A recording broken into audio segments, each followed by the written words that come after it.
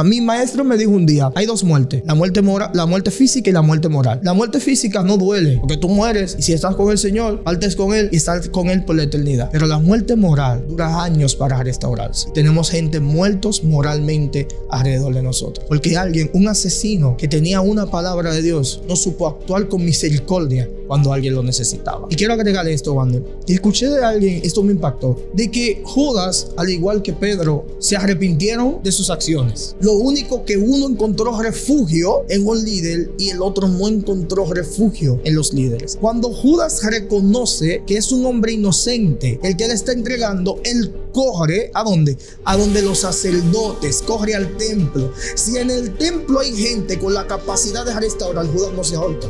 Pero Judas que encontró gente que los rechazaron. Entonces es importante que existan gente con la capacidad de restaurar cuando los Judas corren.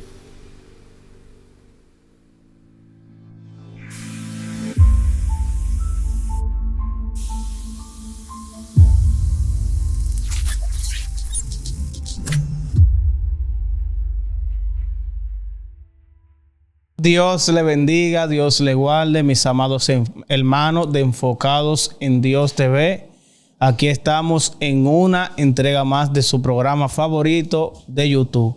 Por favor, rápidamente vaya ahí abajo, dele a suscribir, dele like y comparta. Que estos videos yo sé que son de edificación para muchas personas. Así que sin más, vamos a presentar a nuestro invitado. Un invitado especial donde vamos a estar aquí debatiendo unos temas muy profundos del Evangelio. Así que, mi hermano, ¿cómo te sientes? Smiling. Me siento bien, hombre de Dios. Un placer estar contigo aquí en tu plataforma.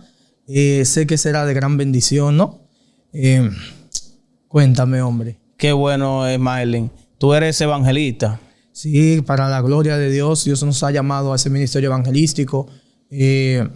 Con sentido bíblico, ¿no? Amén, amén. Sabes que hay un tipo de evangelistas que no tienen ese sentido bíblico de hacer discípulos, de llevar la palabra, de edificar, más como ese tipo de llamado. ¿Qué tiempo tú tienes ejerciendo el ministerio de evangelismo? Bueno, yo tengo 10 años ejerciendo el ministerio evangelístico. 10 años. 10 años. ¿Y qué edad tú tienes, Smiling? No me lleve hasta ahí. ¿Qué pasó, mi niño? Secreto de Estado. No me lleve hasta ahí. 10. Pero no tengo 30 todavía. ¿No tienes 30? No. Ok. Tiene 10 años en el ministerio. ¿A qué edad te convertiste? Ustedes saben, él me está tirando dos cosas. Lo que yo me quiere llevar. Yo acepté al Señor a los 16 años. Un encuentro poderoso con Dios. Y desde ese día Dios nos ha dado la fuerza y nos ha mantenido firmes para su gloria, para su honra. Amén, amén. Qué bueno. Entonces, 10 años en el ministerio de evangelismo. ¿Te ungieron de una vez que te convertiste o duraste un tiempo, te preparaste? Duré un tiempo yendo al instituto bíblico. Yo creo que es muy importante la formación bíblica. Pero más como cuando es el llamado evangelístico, nosotros necesitamos saber que aún con los pocos recursos que tenemos podemos alcanzar almas para el reino. Y ya en la congregación, una congregación con muchos evangelistas, Dios nos llevó y ahí estamos trabajando hasta el día de hoy. ¿Cómo fue tu etapa como nuevo creyente? ¿Te dieron participación de una vez? ¿Predicaste? ¿Te desenvolviste? ¿Tuviste un mentor? Explícame. Bueno, mi etapa de nuevo creyente, tú sabes, hace 10 años atrás, el evangelio no es como era hoy. ¿Sabes? Para mí fue un poco difícil porque lo primero que hacían era, vamos a quitarte esa ropa y vamos a llevarte, tú sabes, como quitarte la cadena, a recortarte. ¿Tú eras rabacuco? Yo era rabacuco, claro. ¿Y quién en ese tiempo? Todo el mundo... Era la forma. Señor, ¿tú eras rabacuco? Claro, yo era rabacuco. Lo mío era mi camisa larga hasta con las 12 del día, mi pantalón fino. Saco XL, pantalones anchos. No, tú sabes, una forma de vestimenta que nosotros... Creo que en su momento sirvió para honrar al Señor. El verdadero uniforme. Saco ancho, ya tú sabes, pantalón ancho. Me van a matar, ya tú sabes. El líder te está dando seguimiento. Pero sí, esa era como la forma que uno tenía de vestir, ¿no? Y Dios fue como capacitándonos y dándonos a entender que esa no era la forma correcta que Él intentaba llamarnos a su reino. Si tú notas, yo todavía uso el pantalón de tela normal, ¿no? Y cualquier tipo de vestimenta, pero con otro tipo de concepto. O con el concepto como que es lo único que da gloria a Dios. Amén, amén. O sea, tú guardas los parámetros que dice la Biblia, pudor y modestia. Obviamente, porque somos bíblicos, ¿no? Exacto. Yo creo que no podemos salir ni a la izquierda ni a la derecha del parámetro bíblico. Hay que vestir con pudor y modestia. Exactamente. Una vestimenta que honre a Dios y que podamos reflejar a Cristo en nosotros. Yo entiendo que se puede sin llevar ninguno de los dos extremos. Porque un extremo llama la atención y el otro también. No, y más en el llamado evangelístico. Porque los extremos en el llamado evangelístico pueden servir de tropiezo a las almas que le estás predicando. Hay personas que por irte al extremo del libertinaje van a decir, tú no eres cristiano y no van a querer escuchar el mensaje. Hay otros que por irte al extremo de los conservadores van a decir, no, yo no quiero escuchar el mensaje porque ese tipo de religión es una doctrina de demonio. Entonces, lo mejor es el pudor y la modestia conforme a los parámetros culturales que nosotros tenemos que la gente respeta.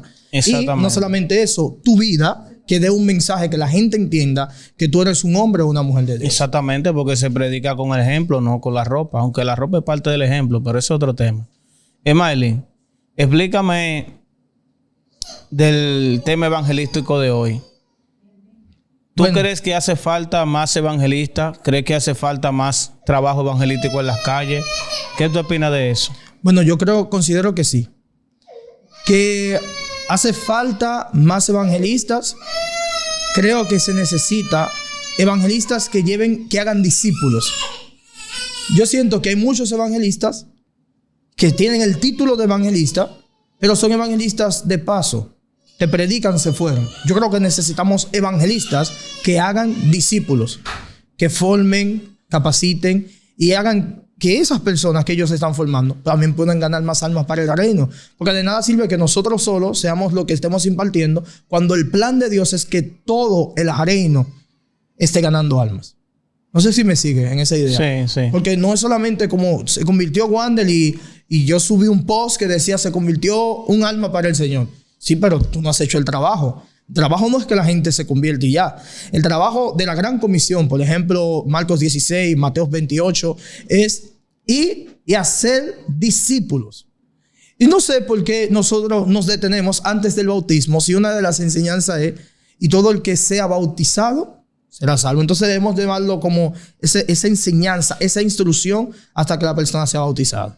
O sea que el evangelista no solamente tiene el compromiso de evangelizar, sino también de llevar a las almas hasta a un nivel de conocimiento y también a que llegue a lo que es el bautismo. Y después el trabajo, entonces ahí es que está terminado. Claro, ya lo del bautismo va a ser como una forma de doctrina según la denominación. Hay personas que bautizan de inmediato, hay otros que entienden que necesitan una preparación para el bautismo.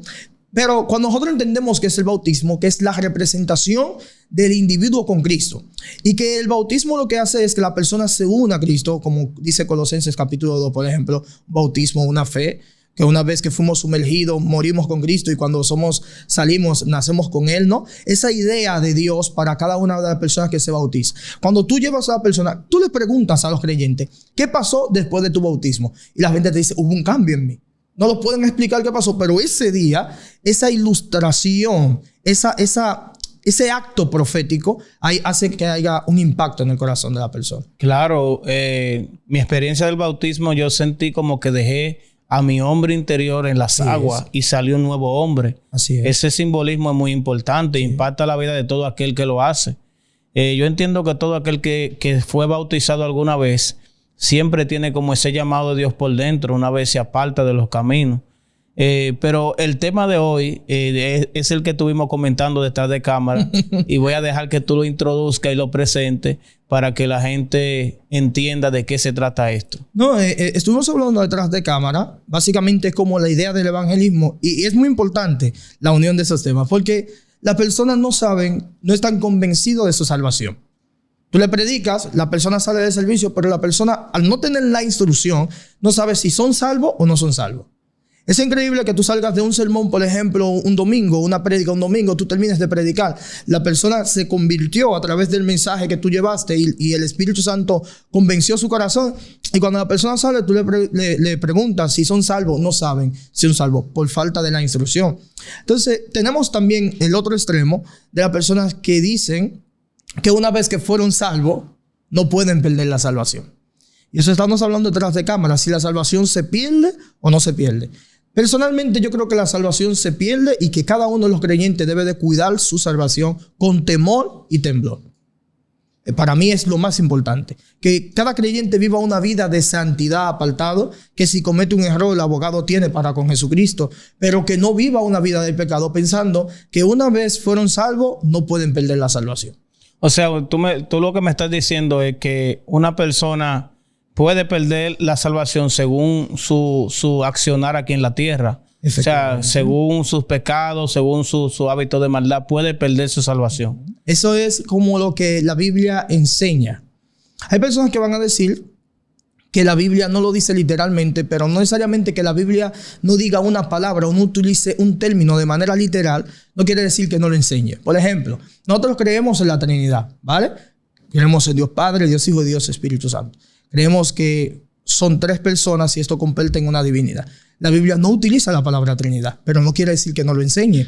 Es igual que cuando las personas se extravían del camino. Primera de Corintios capítulo 15, verso 1, el apóstol Pablo dice, si ustedes retienen el mensaje del evangelio que yo he predicado son salvos, si no, creyeron en vano. No es lo literal que lo dice. Hay una condición ahí. La condición de retener. Exacto. Si la persona no retiene el evangelio, si no retiene el mensaje, la persona ha creído en vano. Entonces, nosotros tenemos personas que están dejando la fe, están abandonando la fe. Ahora, deberíamos decir, ¿qué fe? La Biblia dice en Romanos capítulo 10, verso 8, esa es la palabra de fe que predicamos, que si confesares con tu boca que Jesús es el Señor y creyeres en tu corazón que Dios le levantó de los muertos, serás salvo. Porque con el corazón se cree para justicia y con la boca se confiesa para salvación. Esa es la palabra de fe que se predicó en el primer siglo. La iglesia apostólica predicaban ese mensaje. Si tú notas, el mensaje se ha distorsionado. Por eso te digo, necesitamos verdaderos evangelistas. Porque ahora la persona te pregunta...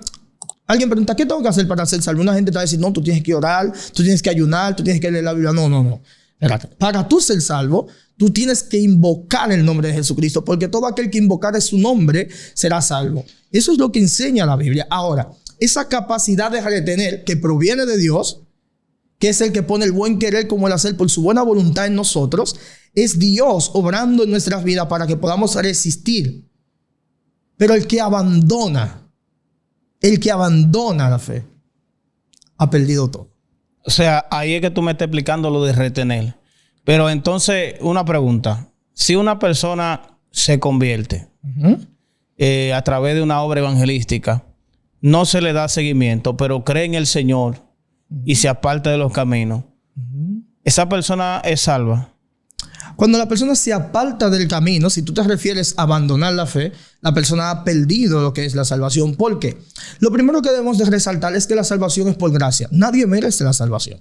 Por ejemplo, hay personas que dicen que si no se le predica a alguien, Dios es injusto. No, Dios es justo y ha mostrado su amor, que aún nosotros siendo pecadores, Cristo murió por nosotros y ha dado la salvación para todos. Ahora, cuando tú te conviertes, según Ezequiel capítulo 36 y el mensaje de Jesús a Nicodemo, hay un nuevo nacimiento. Ese nuevo nacimiento hace que tu vida esté conectada a Dios, aún sin instrucción. Te pregunto, cuando tú te convertiste, sin tú conocer las Escrituras, ¿habían cosas que tú hacías que después sentías en tu corazón que no las tenías que hacer?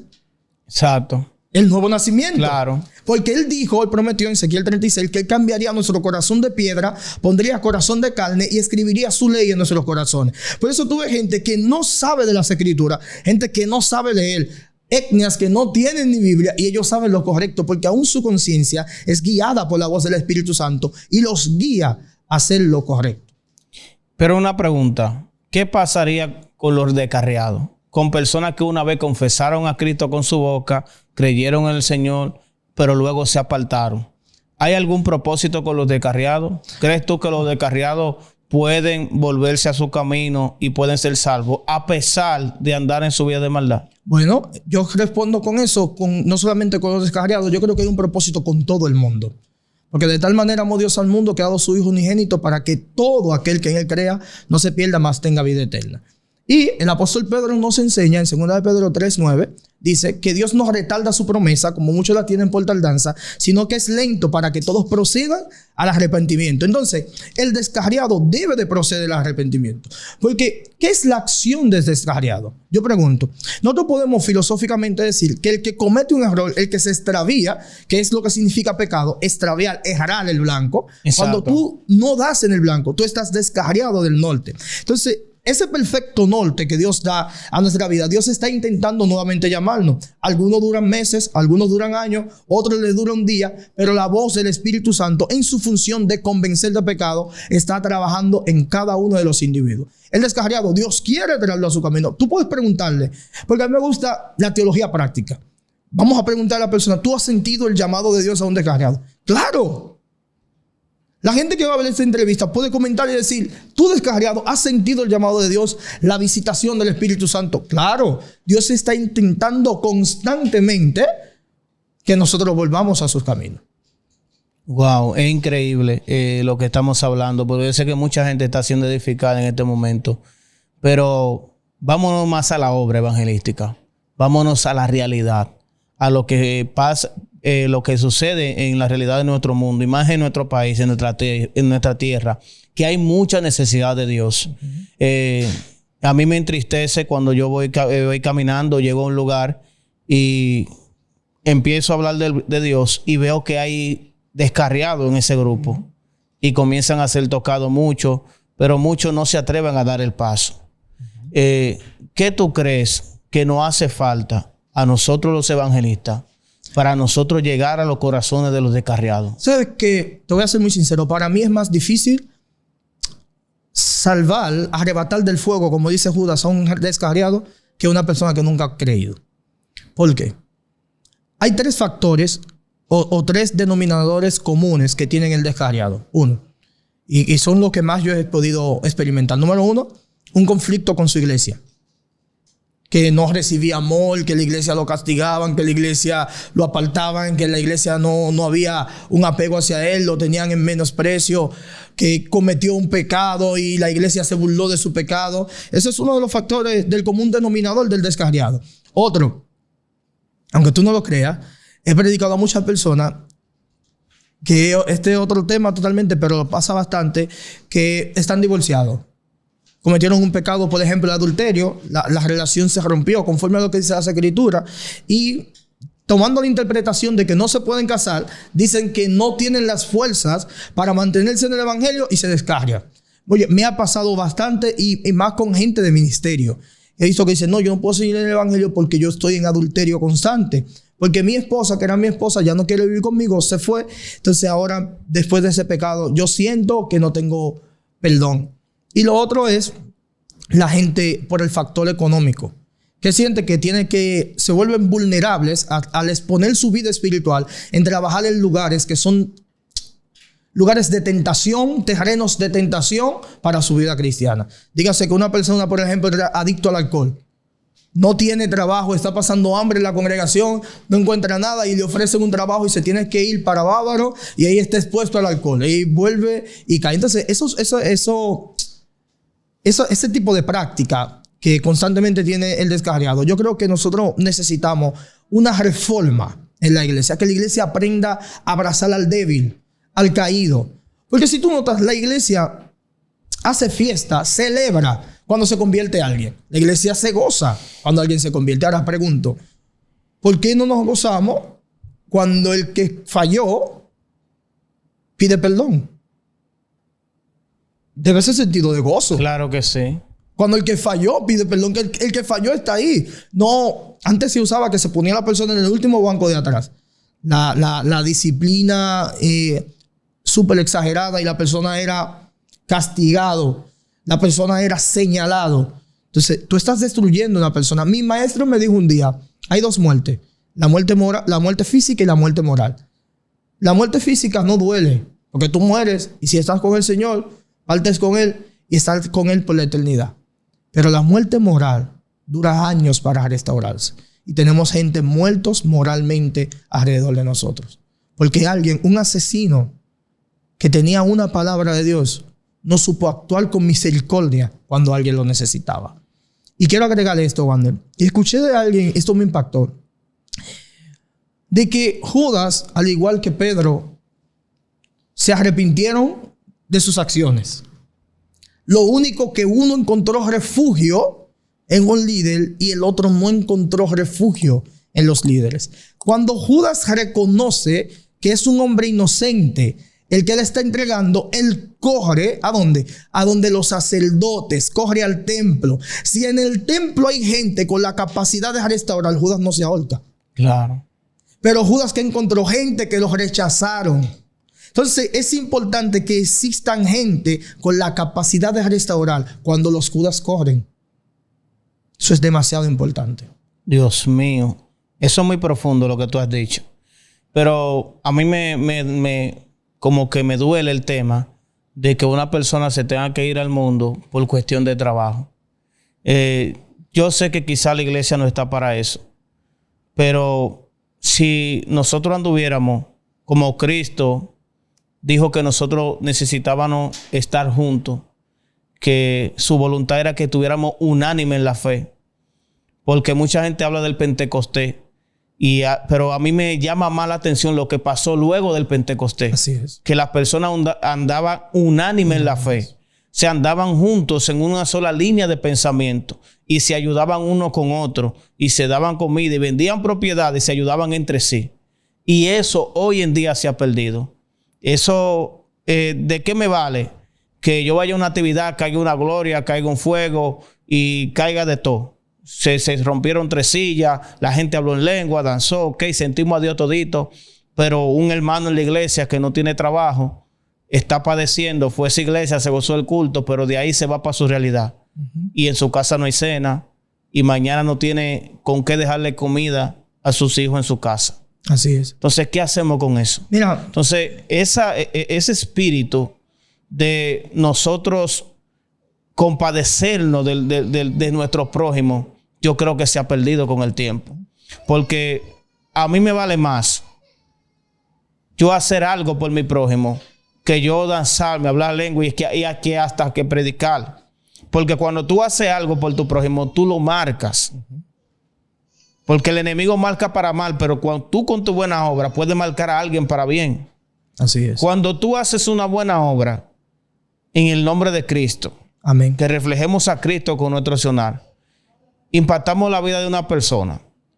Por más oscuro que haya caído esa persona, por más en tinieblas que esté, siempre se va a acordar de aquel siervo que cuando tenía hambre le dio de comer. 100%. Pero eso se ha perdido hoy. Y a mí me duele mucho eso. Yo llegué ahorita en el evangelio. Tú tienes 10 años. Pero mis deseos fueran que la iglesia, que cada iglesia tuviera un centro de capacitación, aparte de lo que son las enseñanzas bíblicas. Capacitación en diversas áreas, que las personas que lleguen sin trabajo, porque acuérdate que nosotros andamos rescatando personas en el mundo que no tuvieron crianza, no tuvieron recursos, no tuvieron un padre ni una madre. Y nosotros prácticamente lo hacemos en nuestra familia. Pero que hubiera algo aparte donde pudiéramos capacitar a esas personas que no tuvieron la oportunidad de estudiar, no tuvieron la oportunidad de aprender algo para trabajar, sino que vienen de hacer lo malo del mundo. No yo ponerlo en mi iglesia a trapear y a limpiar. Porque esa persona obviamente tiene que hacer su familia y su familia come. Él va a tener compromiso. Pero yo entiendo que un miembro que tú rescates, te da tanta brega rescatarlo, lo trae a la iglesia, da pena que por un trabajo se tenga que ir al mundo de nuevamente, después que Cristo lo limpió con su sangre. Es una situación bien difícil. Y es vergonzoso. Y es vergonzoso. Es vergonzoso porque la iglesia podría utilizar mecanismos para responder a eso. Y yo siento, Wander, que la iglesia está respondiendo a preguntas que no se le están haciendo. Me explico. Cuando tú sales a predicar a la calle, a nadie le importa si una palabra viene del hebreo, si la palabra viene del griego. Si tú sabes que la Biblia tiene 66 libros, que tiene cuántos capítulos, versículos, a nadie le importa eso. hay una necesidad que las buenas noticias, porque nosotros cuando decimos evangelio como que desconectamos la idea del término. Las buenas noticias que están acompañadas de buenas obras. Porque cuando una persona tiene hambre, por ejemplo, las enseñanzas de Santiago, no solamente ores, ayúdalo, muestre el amor. Yo pregunto, ¿cuál es el fin de que una persona cristiana tenga mucho dinero? Decir, Dios me dio mucho dinero. El fin de tú estar bendecido, como decimos coloquialmente, es decir, yo estoy bendecido. No, el fin de que Dios te posicione es tú ayudar a la otra gente. No hay otro propósito. No es que la gente piense que tú tienes, que tú estés en la competencia de los demás hermanos de la iglesia. No, esto no es el mundo. Wow. Esas son cosas del mundo. La verdad de Dios es que nosotros seamos bendecidos para ayudar a otros.